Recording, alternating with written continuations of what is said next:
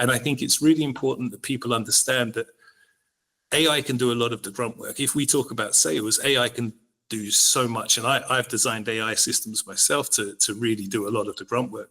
But AI cannot build relationships with people, and relationships what makes the world go round and what sells and what gives you revenue. So I think that's a really, really important thing and a really exciting future for us. But people have to understand that AI is not going to kill relationships. Your business's success depends on relationships with customers, relationships with employees, and relationships with stakeholders. What do they all have in common? They're all human. Because no matter if your business is B2B or B2C, it's really H to H, human to human. Welcome to the Human Connection Podcast. I'm your host, Karl Pontau. Each week I bring you stories, insights, and practical advice that you can apply from experts to your growing company and daily life. This week I'm excited to connect with Adam O'Connor. As Chief Commercial Officer at Gear Inc., he spearheads international sales strategies, drives revenue growth, and forges strategic partnerships across North America, Europe, and Asia Pacific region. With over a decade of experience in global sales, business development, and offshoring, he has focused his expertise in scaling operations and optimizing customer engagement in diverse sectors, including tech, finance, social media, travel, and manufacturing, and healthcare. His journey includes roles at CloudStaff, where as Chief Revenue Officer and Chief Sales and Marketing Officer, he expanded business process outsourcing and offshoring solutions. This experience has given him unique insights into leveraging global talent to enhance efficiency and drive business success. Congrats on Grow Fast Podcast, and welcome to the Human Connection Podcast. Thanks, Carl. Great to be here. Really looking forward to our talk. Awesome, yeah, because I mentioned the podcast you talked earlier before we recorded about you being on a lot of podcasts, and I'd love to hear more about your expertise on how to bring together international teams to accelerate growth, because it seems like these days with how much the world is connected through technology, that having international teams is a real key for success. So how do you help companies achieve that? Well, I've been, as you said in your intro, I've been doing it for over a decade now. I started within the BPO industry at CloudStaff. I was employee number 35. I grew that team from basically myself all the way up to a multinational, multi-region sales team supported by an SDR team. And with that came challenges with people's cultures, with how to get the best out of people. But I think the number one thing that we learn along the way is we manage outcomes rather than people. So my number one driver, although my role is to bring in revenue, my number one driver is to make each person who I work with the best possible version of themselves. By doing that, we look at the outcomes that they need to achieve, and we give them the tools through servant leadership, which I'm a big believer in, to be able to achieve the best version of themselves. Some people have gone on to run their own companies. Some people are now running their own teams as CROs, CCOs, things like that. But it's all about delivering what people want and need. COVID was a terrible, terrible thing for a lot of people around the world. But what it did do is shifted businesses' focus to how can we continue in a remote setting. Once you get to that remote setting, the next logical step is, okay, if we're in a remote setting, why can't we find people in different locations with really good skill sets to complement the people we already have onshore? So we have been doing this for a long time, and for a long, long time now, international big conglomerates have been outsourcing to low-cost destinations to find talent. And in the last 10, 15 years, small to medium businesses have now started to pick up the pace and understand that this is something that's happening. Moving to the cloud with your systems has allowed your employees to be anywhere in the world to achieve that. So we look at people from all walks of life, whether that be engineering backgrounds, whether it be personal assistants, whether it be software developers or customer care agents, and find the best people at the best price to really push on with the company and accelerate the growth. It not only allows you to save costs and expand your team, but it also allows you to do things that some other companies can't do. If you're looking for a 24/7 customer care team, doing that in a Western country, whether it be the UK, the US, it can be quite cost prohibitive. You have to do a lot of things. Whereas if you have different locations and different talent around the world, you can actually give them really good working hours and still get that coverage at a fraction of the cost and give your customers the best experience. So that's really how we try to help people and what we look to do. And it's not about the old-fashioned view of, let's cut jobs within the local regions. It's about supplementing those jobs, making those people focus on the tasks that generate revenue for you, and giving people the chance all around the world to actually help each other and become part of that company in the front line there. Yeah, I love I agree with everything you said there. And I love the part you talked about how you manage the outcomes, but you focus on making sure that the people are able to do with the work they need to do and supporting the employees first. And I think that's such an important thing that so many companies fail to do well, is to support their teams now. Yeah. And I feel like I'm saying on almost every episode these days, but it's like, if all the people didn't show up to work at your company, you don't have a company. You can have the fanciest tech stack and the most, like, the best offices or the best cloud-based infrastructure and stuff. But if the people don't show up, you don't have a business. And it's having the right people and equipping them and supporting them in a way that empowers them to do their best work, that leads to the best results for your clients and your customers. And so, of course, having teams around the world that can provide that experience for your customers on local time, who understand the local, like, customs, especially if they're dealing with, like, clients around the world, having someone who speaks the same language and is part of the same culture as those clients is going to give a better experience and build a stronger bond than if you're trying to deal with someone that's not in the same time zone, that doesn't understand, like, the local customs and that sort of stuff. There's all these friction points that you can avoid by having more diversity in the locations and the sort of people and the cultures you have on your team, and still build an internal culture that's strong, because all your different team members are getting that, focusing on, like, the contribution they're making to the outcomes that they all care about, binds them all together. So while it seems like a big expense and really complicated, when you focus on the people first and understanding what they need, it's not, and all everything they have in common, it's not that difficult or not that complicated. Correct. And what I try to do, and what I've done throughout my career, is try to get everybody to achieve as much as they want to achieve. Some people never want to get past being a salesperson, and that's perfectly okay. If that's your goal and you're happy doing that, and that's what really makes you tick, absolutely fine. I'll do everything I can to make sure that you're the best salesperson you can be. I'll give you the training, I'll help you, I'll work through problems with you. But what I want you to do is tell me how you're going to do it. So we want to close this account, we want to get this revenue. What can I do to allow you to get there? And that's kind of how we build it up. Some people want to learn and go really deep into, how do I manage people? How do I step up the ladder? Other people just I want to get my commission check, and I'm sure everybody just wants to get their biggest commission check that they can. But understanding the drivers for that, why people are pushing, why people are happy to stay there, is really, really important to get the best out of them.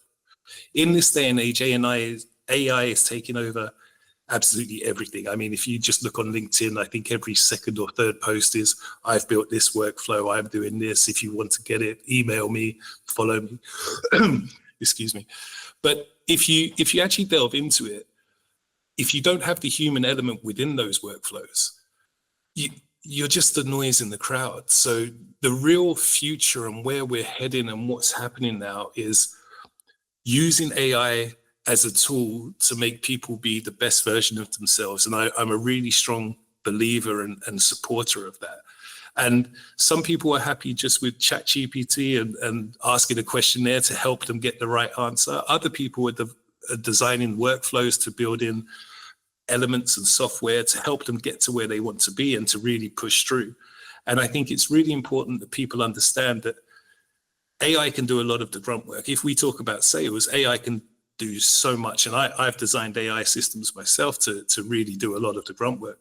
But AI cannot build relationships with people, and relationships what makes the world go round and what sells and what gives you revenue. So I think that's a really, really important thing and a really exciting future for us. But people have to understand that AI is not going to kill relationships. So yeah, there was actually a article last month, a couple months ago, of a company that was trying to sell this AI sales tool that was like the AI was supposed to do the selling for people, and they were showing the logos of some supposedly like happy customers, and those clients came said, "Hey, we did a free like month trial and it didn't work, and we didn't renew. Take our logos down. We're not a happy customer. It's like your thing doesn't work."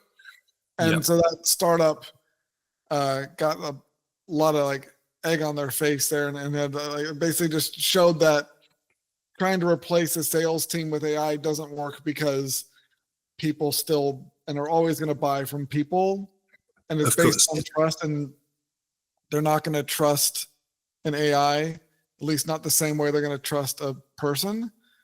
And so Yep. and yeah, I think that I've heard stories of like companies trying to force their employees to use AI a certain amount in Yep. their work. And it's like, you're managing the wrong part of the process. If let people work the way that they want to work, that they do their best work, and give them the tools that they need, but don't Yeah. force them to like do it a certain way, because that's not going to get their best workout, and it's going to often lead to them leaving because it's, or just basically like quiet quitting, where they're no longer as productive, and you're wondering why like the outcomes have gone that you're supposedly trying to achieve are no longer being met. And it's, well, because you're not giving people the autonomy with their work anymore, and that kind of misalignment of how to use these tools and how to support your team is something that I'm sure you've seen a lot, or you help with people a lot, because there's this, especially when you're dealing across culturally, and it's something that probably the biggest thing I've learned from being able to travel to 25 plus countries around the world is that everyone deals with a similar kind of daily challenges in life when it comes to the human experience. And there's different ways of solving those problems. And there's not just one right way or a wrong way to do it. There's like option A, option B, option C. And so I think a lot, especially when people promote like the best at someone who's best at doing the thing and not necessarily how to lead, they think that, oh, well, everyone has to do it the way I did it because I was obviously promoted because I was the best at it. So, well, that way works for you, but everyone else, that's not going to be the way that works them. And just replicating your process isn't going to give them the same results because they're not you. And so when you start working cross-culturally and you're having people with very diverse experiences and values and backgrounds, trying to control how they work or like the way they work is going to blow up in your face so momentously, because you're not respecting people for who they are as a person. You're looking at the job title and the responsibilities and trying to force them into a box that is not a natural thing. I completely agree. And I'll actually tell you a funny story. So when we were when I was first starting in my career and I first started managing people, I had a really great guy who was working for me who came from New Jersey, never sold anything before in his life, and really wanted to be a good salesperson. So I said, okay, no problem. I'm going to train you. You jump on a call with me, listen to what I do, listen to how I say and things like that. And then you go and replicate it and we'll take it from there. So jumped on the call. I spoke to the customer. It went really well. Everything was great. Got off the call. And then it was his turn to go and lead the next call. And so I sat on the call and listened with a look of shock and horror on my face as he proceeded to do the worst English accents as Dick Van Dyke in Mary Poppins, copied every word that I said in my London accent, and thought that that was how he was going to sell. And what it came down to in that moment is when I really started to understand servant leadership, and the outcome is the most important thing. So, for example, you want to close this account. It's not guaranteed that you're going to close an account. It's not guaranteed that this person's going to like what we're selling and like us and all of the things that come into it. But what can I do to prep you and help you to give you the confidence to go and do your best job with doing this? It comes down to being a servant leader or being a task leader and a micromanager. So if I stood over his shoulder and said, right, you have to do this, you have to do this, you have to do this, the pressure, the growth within that person isn't there anymore. If I turned around and after the call, I was really upset that he took it literally and done the English accent. If he had done a better English accent, it might have been better, but that's not the point. It was right. Okay.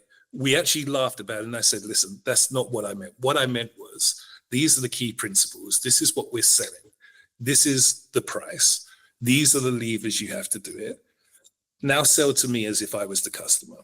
And we sat there and he done really, really well. And he actually ended up closing that customer, but it taught me a really valuable lesson in, this is what we need.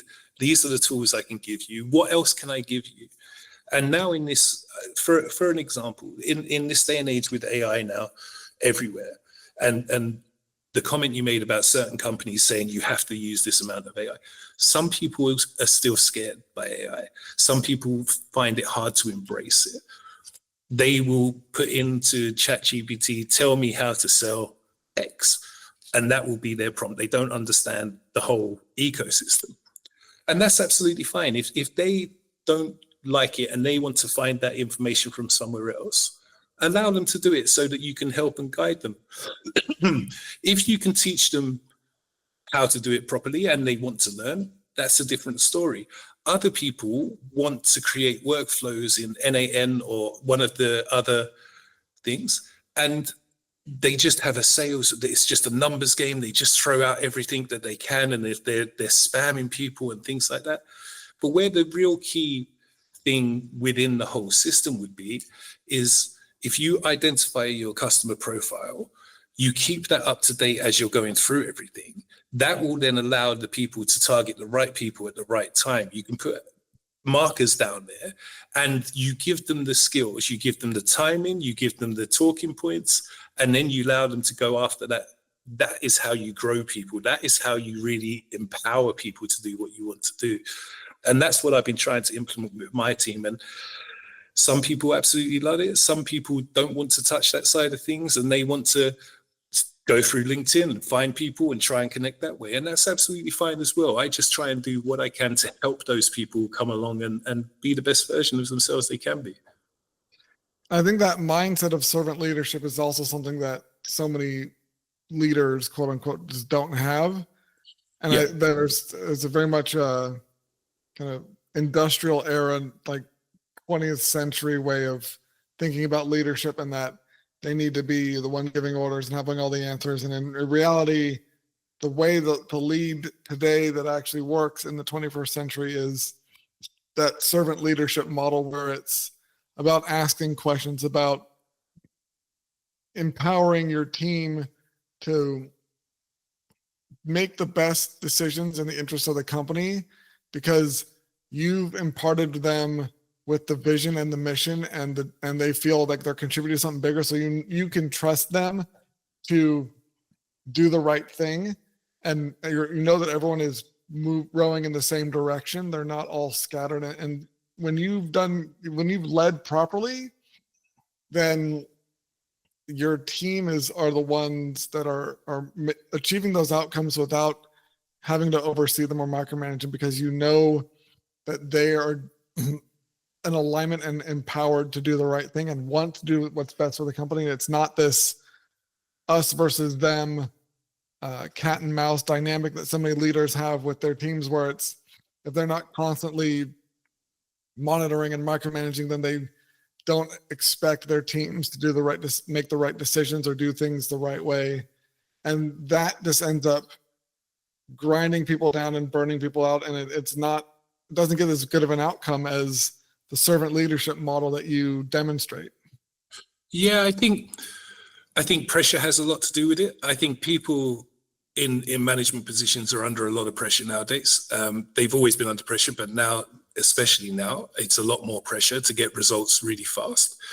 But we embed a culture of a rising tide floats all boats. So everybody's helping everybody, and everybody celebrates everybody's wins. If anybody's stuck, they can go to other people. And it's really important that when you start building a team and when you start setting the foundations of the culture you want to embed, that everybody feels like they're inputting and everybody feels like they're contributing. And I really feel, and it's a passion of mine, that any team that I build can run fully functional if I go on holiday for 2 weeks, which I would love to do. And I don't, hopefully I can get a week or two off with my baby who's just about to come. But it's really important. And I have the confidence in them that they're going to make the right decisions based on all of the previous things that we've done. And if they need to contact me, they can contact me. But I don't want them to feel pressured. And Karl, I learn every day from my team as well. And that's something that a lot of leaders should try to do. Learn from your teams. It's not just you trying to teach all the time, because people have different world experiences. People understand cultures better than you. And if you're constantly open and it's a two-way street, you're teaching and learning, it makes you a better leader, it makes your team better, and it joins everybody together. So awesome. Well, thank you so much for connecting with me today, Adam. If you enjoyed this episode of the Human Connection podcast, please like, leave a review, and share it. If you'd like to connect with myself or Adam, check out the links in the show notes. And remember, no matter if your business is B2B or B2C, it's really H to H, human to human. Happy connecting.